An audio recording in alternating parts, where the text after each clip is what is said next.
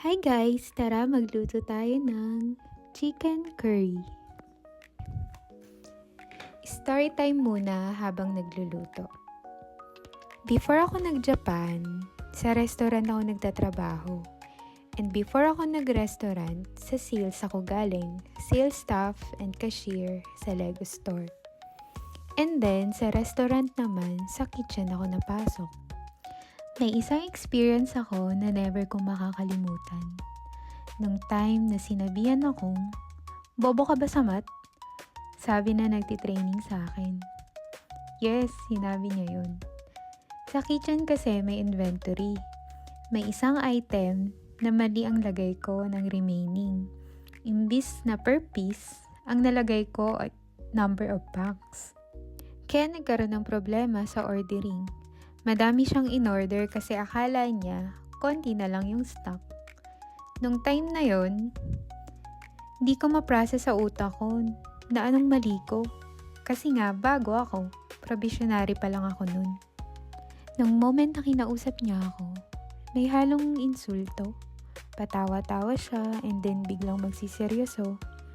Sa sobrang dami niyang sinabi nung time na yon, isa lang tumatak sa utak ko, yung word niyang, "Bobo ka ba sa math?" Imagine yung pressure na nangyari sa akin. From sales, napunta sa kitchen. And yung restaurant na napuntahan ko, kilalang-kilalang Italian restaurant. Sa Shangri-La Mall, sa Shoe Boulevard. Yung branch na pinaka-busy at may pinakamataas na sales. So bumalik tayo nung time na kinausap niya ako. After niya ako kausapin, pinagsulat niya ako ng explanation letter. At dun ko sinabi lahat. Hindi ko nun matanggap na mali. Kasi hindi naman maliwanag yung turo niya. Andun yung gusto ko na sabihin na, sana tinuruan mo ko ng maayos. Siguro hindi ako nagkamali. After ko magsulat na explanation, nag-CR ako. Dahil sa sobrang sakit na mga narinig ko, 2 PM habang busy ang lahat, pumunta ako sa stockroom namin. Kinuha ko ang bag at umalis ako pauwi. Iyak ako ng iyak kasi feeling ko hindi ko deserve tratuhin ng ganun. Habang nasa biyahe, nasa Cubao na ako noon nung tinawagan ako ng manager. At yun, hindi ko sinagot. Chinat ko na lang siya na uuwi na ako, ayoko na pong pumasok. Hanggang maggabi, iyak pa rin ako ng iyak. Kasi una, oo, mabagal ako. Kasi from sales to kitchen, sobrang magkaiba yung work. Tapos, masasabihan pa ako ng bobo. Hindi ko alam if biro lang yung pagkasabi niya nun. Pero ang alam ko lang, hindi ko sadya. Yes, mali. Yes, nagka-problema. Pero yung sabihan ka ng word na yun, di ko matanggap kasi basic math yun eh. Dahil sa pakiusap nila the next day, pumasok ako. Humingi siya ng sorry, inaccept ko naman, at ginalingan ko sa trabaho.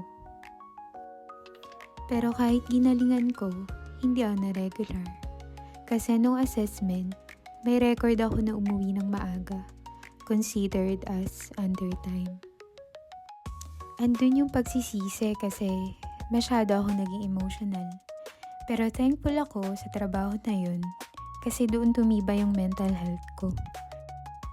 Yung experience ko na to, nagturo sa akin na maging matatag.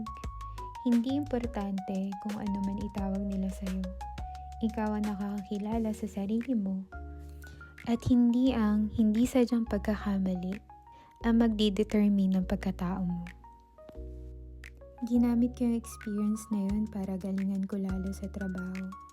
At patunayan na hindi ako bobo sa math. Pero alam niyo ba, bobo talaga ako sa math. Nung 4th year high school ako, ay ako pumasok sa subject na yun.